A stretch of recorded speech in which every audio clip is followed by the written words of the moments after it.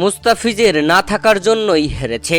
Match হেরে সংবাদ সম্মেলনে মুস্তাফিজকে নিয়ে একই বলল মহেন্দ্র সিং ধোনি। সবাই তো রীতিমতো চমকে গেল। দর্শক, প্লে অফসে ওঠার লড়াইয়ে রয়্যাল চ্যালেঞ্জার্স বেঙ্গালুরুর বিপক্ষে মাঠে নেমেছিল চেন্নাই। হারলেও সমীকরণ ছিল প্লে অফসে ওঠার। তবে এমন সহজ ম্যাচে বিরাট কোহলিদের কাছে পাত্তাই পায়নি চেন্নাই সুপার কিংস। দর্শক, এই ম্যাচে চেন্নাই টসে জিতে বিরাট কোহলিদের আগে ব্যাটিং করার সুযোগ করে দেয়, যেখানে বিরাট কোহলিরা আগে ব্যাট করতে নেমে দুর্দান্ত ব্যাটিং করে। তারা পুরো 20 ওভার খেলে মাত্র 5টি উইকেট হারিয়ে সংগ্রহ করে 218 রান। 219 রানের টার্গেটে ব্যাট করতে নামা চেন্নাই সুপার কিংস প্লে অফসে ওঠার জন্য শেষ 2 ওভারের দরকার ছিল 35 রান। সেখানে ম্যাচে জেতা নয়, প্লে অফসে ওঠাটাই ছিল গুরুত্বপূর্ণ।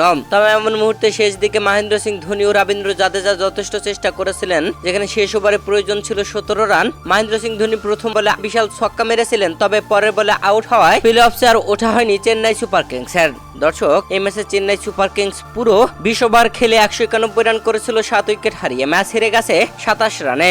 আর এই ম্যাচ হেরে প্লে অফসের দৌড় থেকে ছিটকে গেছে, যেখানে রয়্যাল চ্যালেঞ্জার্স বেঙ্গালুরু দুর্দান্ত জয় তুলে নিয়ে প্লে অফসে উঠেছে। ম্যাচ হারের পরে যেন আক্ষেপই করলেন মহেন্দ্র সিং ধোনি। আইপিএল এর সংবাদ সম্মেলনে এসে মহেন্দ্র সিং ধোনি বলেন, ম্যাচটা ছিল গুরুত্বপূর্ণ, আর এমন গুরুত্বপূর্ণ ম্যাচে আমরা ভুগেছি বোলিং এ, পাথিরানা ইনজুরিতে। মুস্তাফিজকেও আমরা মিস করেছি। যখন গুরুত্বপূর্ণ 2 বোলার স্কোয়াডে থাকবে না, তখন স্কোয়াডের ভারসাম্য রক্ষা করা খুবই কঠিন। এমন হারে ব্যক্তিগতভাবে আমি খুবই হতাশ।